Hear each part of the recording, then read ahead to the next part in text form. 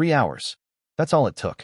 3 hours from the moment Harold Bennett hammered that crooked cardboard sign into the dirt by his driveway, to the moment half the town decided he'd finally lost his mind, and the other half showed up just to watch it happen. By noon, folks weren't even trying to be subtle about it anymore. They slowed their trucks, leaned out windows, pointed, and laughed like it was the best free entertainment they'd had all year. And standing right there beside that rusted-out tractor, Harold didn't say a word, didn't defend himself, didn't even flinch, which somehow made it worse. Now, if you've never been to a place like Pine Hollow, Kansas, you might not understand how fast word travels when there's nothing else going on. Population barely scraping 800, one diner, one gas station, a feed store that doubled as a gossip hub, and a church that somehow knew your business before you did. People didn't need facts, they needed stories, and that morning, Harold handed them one wrapped in cardboard and black marker. For sale. Runs fine for $1,000. Thing is, that tractor hadn't run fine in years. Everybody knew it. You could tell just by looking at it. Paint eaten off in patches, metal flaking like old skin, one tire always a little low no matter how many times Harold aired it up. It sat there like a memory that refused to die, parked just off the gravel like it still had a purpose. And maybe that was the part people found funniest, not the tractor itself, but the fact that Harold still believed it mattered. I remember the exact moment it tipped from quiet judgment into open ridicule. That was when Ray Collins pulled in. Ray owned the feed store, which meant he owned half the conversations in town, and he didn't go anywhere alone if there was an audience to be had. That day, he had two guys with him, both leaning back in their seats like they'd already decided this was worth their time. Ray stepped out slow, took off his sunglasses like he was about to inspect a crime scene, and walked a lazy circle around the tractor, boots crunching on gravel. He didn't say anything at first, just gave it a long look. Then he kicked the front tire hard enough to rattle the whole frame. "Well, I'll be damned," he said, loud enough for anyone within 50 yards to hear. "You finally putting this thing out of its misery?" Harold just stood there, one hand resting on the hood like he always did, fingers spread gentle, almost protective. "It's for sale," he said, simple as that. Ray laughed, but it wasn't a quick laugh. It was the kind that stretches out, gets heavier, invites other people to join in. "For sale," he repeated, turning back to the guys behind him. "You hear that? He's selling it." One of them chuckled. The other just shook his head like he felt bad, but didn't want to say it out loud. Ray stepped closer then, pointed right at Harold's chest, not hard, but not friendly either. "You really think someone's gonna pay $4,000 for this pile of scrap?" he said, voice dropping just enough to carry weight. "Harold, this thing's been dead longer than most marriages in this town." That one got a bigger laugh, and you could feel the shift, like people were no longer just watching, they were enjoying it. Harold didn't fire back, didn't argue. He just nodded once, slow, like he'd heard worse, which, to be fair, he probably had. "Someone might," he said. Ray shook his head, smiling like a man who'd already won something. "You're 72 years old," he said, dragging the words out. "And you still don't know when to let something go." Then he stepped back, clapped one of his buddies on the shoulder, and added, louder now, "Call the scrapyard, Harold. At least they won't laugh at you for it." And just like that, it was over. They left. Trucks rolled on. Dust settled. But the echo of it hung there a while. That laugh, that tone, that certainty that Harold had crossed some invisible line from stubborn into foolish. What most of them didn't know, or maybe didn't care to know, was that Harold hadn't always been the man they saw standing there that day. 10 years earlier, that land had been alive. Rows of corn, neat and tall, fields stretching like they had somewhere to be. His wife, Margaret, used to say the farm had a heartbeat, and if you stood still long enough, you could feel it through your boots. She was the one who picked out the kitchen table still sitting by the window, the one who painted their last name on the mailbox out by the road in that careful, looping script. Bennett. It used to be bright blue. Now it was barely there, faded into something you had to squint to read. Margaret had been gone 5 years by then. Cancer. Quiet, quick in the end, but it left a kind of silence that doesn't really go away. It just settles into the walls, into the routine, into the spaces where conversations used to live. After she passed, Harold sold off most of the equipment, piece by piece, not because he wanted to, but because he had to. Bills don't care about grief. The tractor was the last thing left, and he hadn't touched it, not really. Not since the day it stalled in the field and Margaret waved him in for lunch, laughing about something small he couldn't even remember anymore. By that afternoon, the house felt smaller somehow. Harold went inside, sat at that same kitchen table, hands folded like he was waiting for something he couldn't name. From the window, he could see the mailbox, still holding on to her handwriting. He'd thought about repainting it once, just to make it clearer, but every time he picked up a brush, it felt wrong, like erasing her a little more. So he left it. Let time do what it does. On the corner of the table sat a folded envelope, county seal stamped in red. Property taxes. 11 days overdue. He'd read it enough times to know every word without opening it again. That tractor wasn't just metal. It was time. It was breathing room. It was the last card he had left to play. And still no calls. No offers. Not even a lowball. Just silence, and the occasional car slowing down long enough for someone to get a better look at the joke. It must have been close to sunset when he heard it, the sound of tires crunching slower than usual at the end of the drive. Not passing through stopping. Harold didn't move right away. He just listened, head tilted slightly, like he was making sure it was real. Then came the car door, soft but certain. He stood, walked out onto the porch, and that's when he saw him. A man in a dark suit, standing by the mailbox, one hand resting on the post, eyes fixed on that faded name like it meant something. Not from around here, that much was obvious. Shoes too clean, posture too straight, like he belonged to a different kind of road entirely. Harold stepped down off the porch, slow but steady. "Can I help you?" he called out.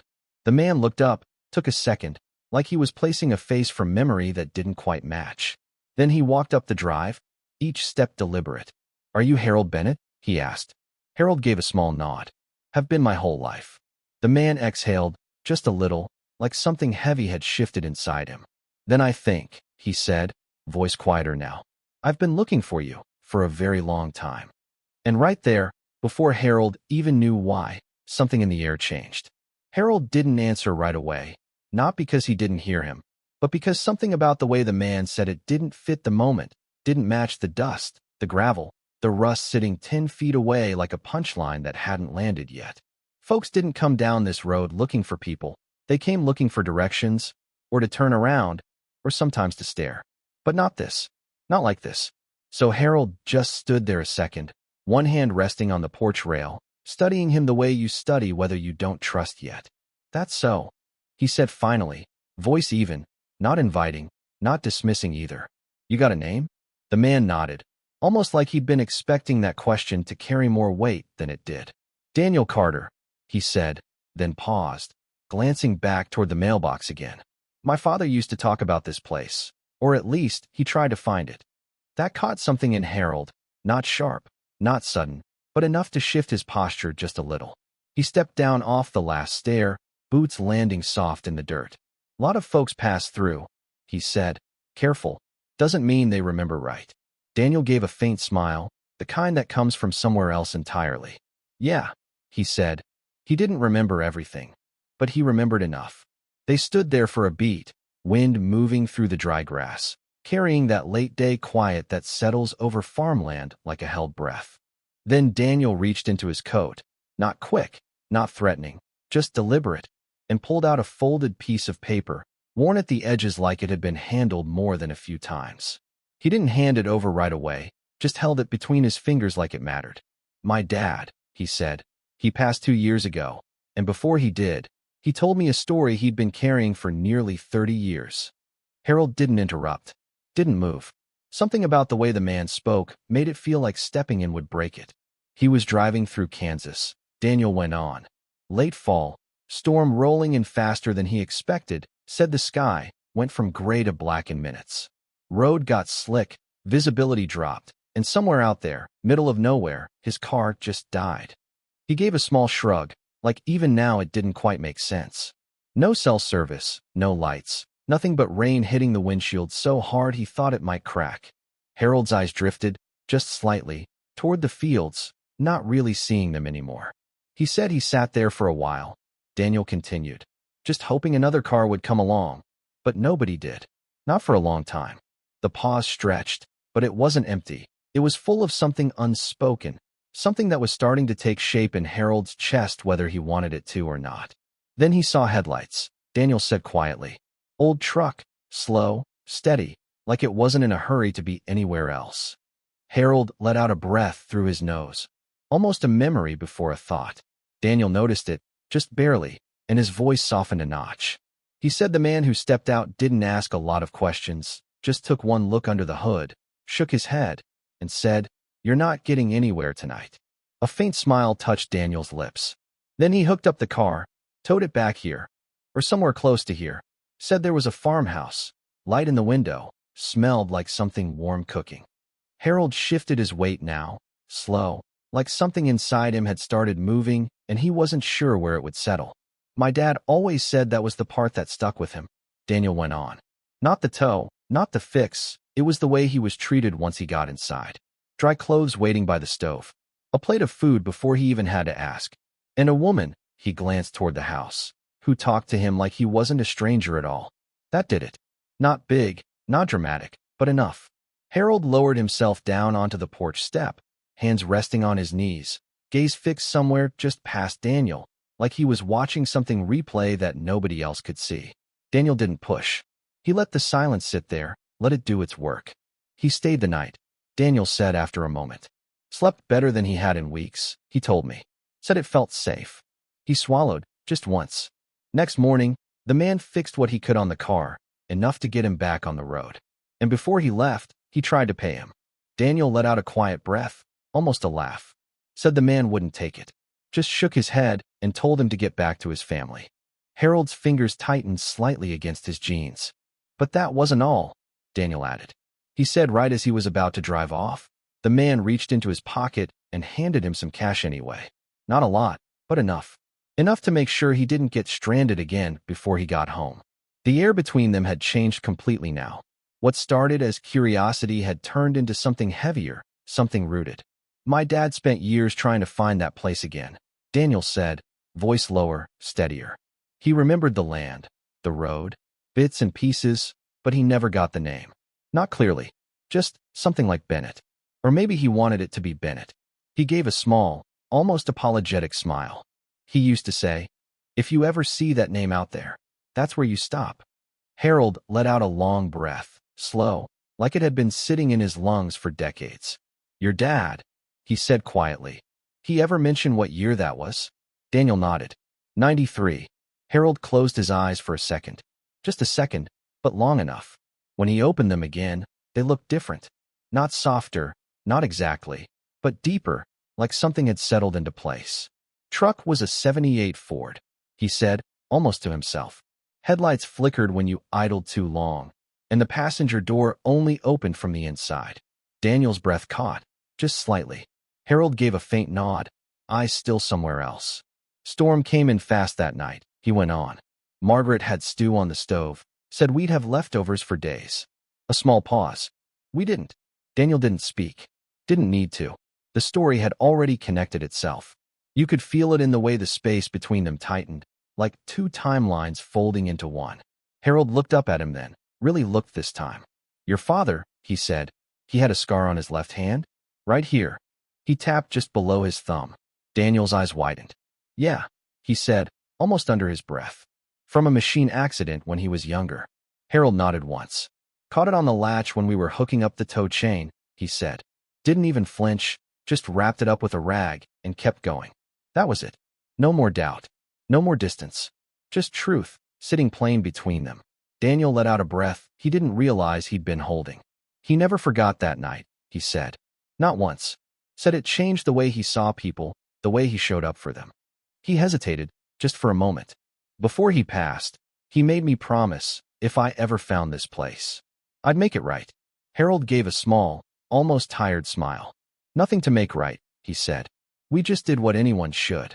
Daniel shook his head gently. That's the thing, he said. Not everyone does. The wind picked up a little then, rustling through the dry grass, carrying with it the faint creak of that old tractor sitting just off to the side, still, waiting, like it had been this whole time. Daniel glanced over at it, really seeing it now, not as a joke, not a scrap, but as part of the story.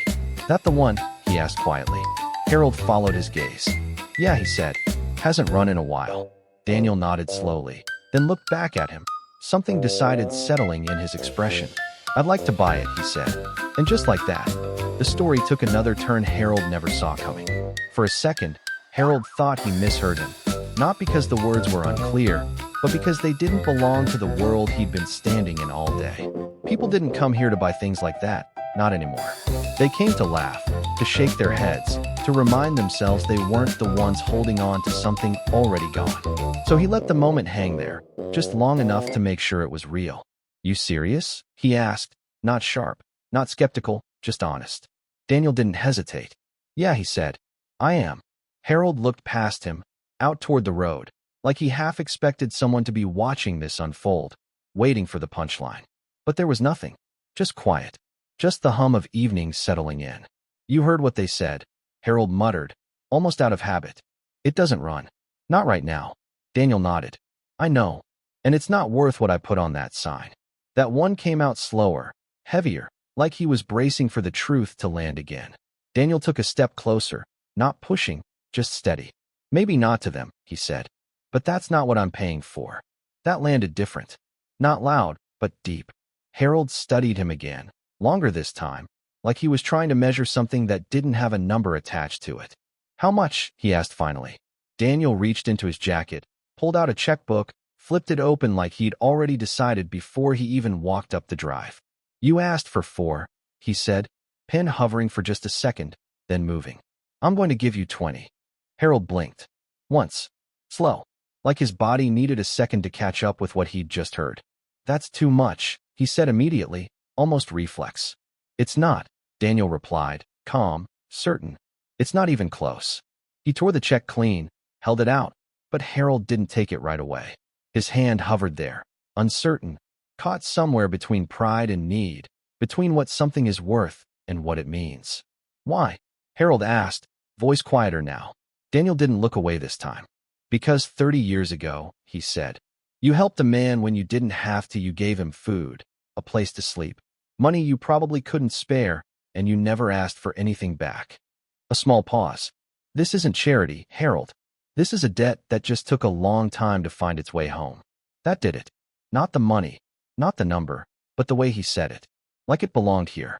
Like it had always been heading in this direction, just taking the long road to get there. Harold reached out, took the check, fingers rough against the smooth paper, and for a second, he just looked at it. Not really seeing the amount, just feeling the weight of it. "You want it hauled?" he asked after a moment, voice steadier now. Daniel glanced over at the tractor, then back at the land, the house, the mailbox still holding on to Margaret's handwriting. He shook his head. "No," he said. "It stays." Harold frowned slightly. "Stays?" Daniel nodded. "It belongs here." There was something about that, something simple, but right. Harold let out a breath he didn't realize he'd been holding, long and slow, like something inside him had finally unclenched. But Daniel wasn't done. He stepped back, reached into his coat again, this time pulling out another envelope, thicker, official-looking. "There's one more thing," he said. Harold's brow tightened just a bit. "What's that?" Daniel handed it over. "Property taxes," he said. "All of it. Past due, and the next 3 years." Harold stared at him. "You didn't have to do that." Daniel gave a small shrug. "Maybe not," he said. "But I wanted to." Silence settled in again, but this time, it wasn't heavy. It wasn't empty either. It was full of something steady, something earned. Out on the road, a truck rolled by slower than usual. Familiar engine. Familiar hesitation. Ray Collins. He didn't pull in this time, didn't step out, didn't circle, didn't laugh. He just slowed, eyes catching the out-of-state plates in Harold's driveway, the man in the suit standing where he'd stood hours earlier. And for the first time that day, Ray didn't have anything to say. He pressed the gas and kept going. Harold noticed. Of course he did. But he didn't comment on it. Didn't need to. Some things speak loudest when nobody says a word. The sun had dipped low now, painting everything in that soft gold that makes even tired land look like it's holding onto something beautiful. Harold sat back down on the porch step, the check still in his hand, the envelope resting beside him. Daniel stood there a moment longer, then nodded, like a chapter had quietly closed. He would have liked this place, he said. Harold smiled faintly. He did, he replied. Daniel took one last look at the tractor, then at the mailbox, then turned and walked back down the drive. No rush. No ceremony. Just done. The car door shut. Engine turned. And just like that, he was gone. But not really. Not in the way that matters. Harold stayed there a while after, watching the dust settle, listening to the quiet, and for the first time in a long time, it didn't feel empty. It felt earned, like something had come full circle without anyone forcing it. Like the world, every now and then, remembers how to balance itself out. Later that night, he went back inside, sat at that same kitchen table Margaret had picked all those years ago. The light above it flickered once before settling, casting that familiar glow across the worn wood. He unfolded the tax envelope, read it one more time, then set it aside. Not because it didn't matter anymore, but because for the first time in a long while, it didn't control the room. His eyes drifted to the window, to that mailbox barely holding on to its name. Bennett. Faded, but still there. He thought about repainting it again, just for a second. Then he shook his head, a small smile pulling at the corner of his mouth. Nah, he muttered under his breath. Looks just fine. And maybe that's the part people don't talk about enough. Not every good thing shows up when you expect it, and not every act of kindness looks like much when you give it. Sometimes it's just a meal, a place to sleep, a few dollars you're not sure you can spare, and sometimes it disappears into the world without a trace. But that doesn't mean it's gone. It just means it's on its way somewhere.